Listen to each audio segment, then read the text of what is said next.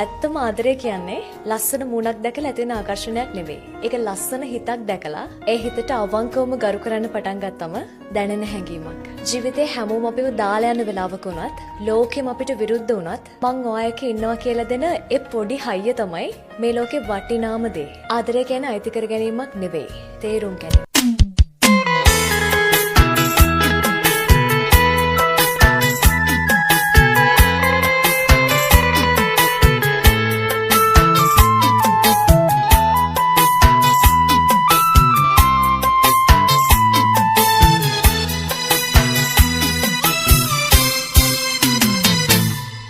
පතයන්නේ පාගුරුතුමනි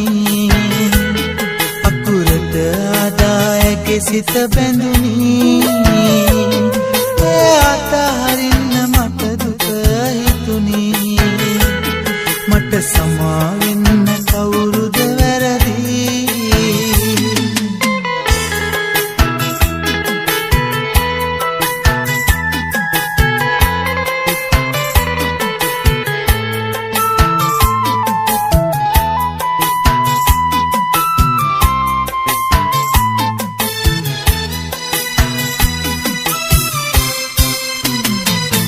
යෞවනයේදී උපදින පෙම්සිහින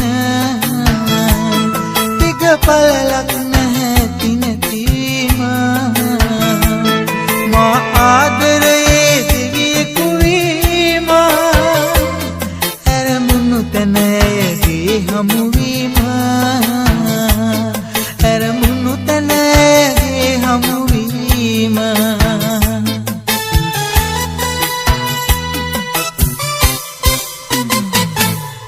පතයිරන්නේ පාගුරුතුමනි අකුරට ආදායගේ සිත බැඳුනි අතහරින්න මට දුක හිතුනි මට සමාවෙන්න කවුරුද වැරදි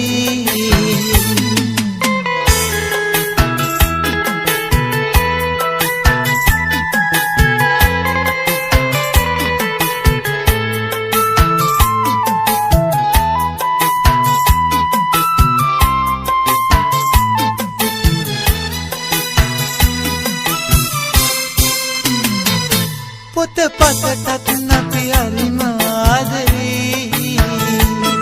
අපි අපිටත් මේ වගේම ආදරේ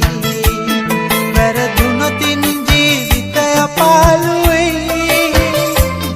දන්නා තරමට නපුරක් නොමවේ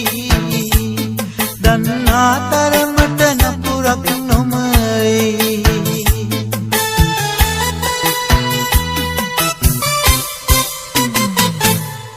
පතයිරන්නේ පාගුරුතුමනි